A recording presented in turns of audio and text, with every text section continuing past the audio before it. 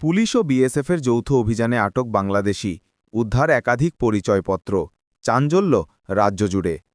উত্তর দিনাজপুরের পুলিশ ও বিএসএফের যৌথ অভিযানে ধরা পড়ল এক বাংলাদেশি নাগরিক। তার কাছে একাধিক পরিচয়পত্র পাওয়া যাওয়ায় ব্যাপক চাঞ্চল্য তৈরি হয়েছে।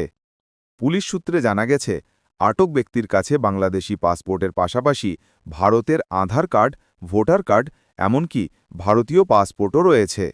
অভিযুক্তের বাংলাদেশি পরিচয় অনুযায়ী তার নাম পঞ্চানন পাল, বাড়ি বাংলাদেশের বালিয়াডাঙ্গা থানার এলাকায়।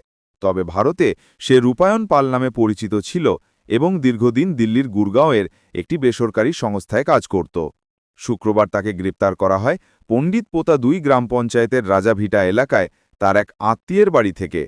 প্রাথমিক তদন্তে ধারণা করা হচ্ছে, কাগজপত্র জালিয়াতির মাধ্যমে সে ভারতে প্রবেশ করে বহুদিন ধরে অবস্থান করছিল।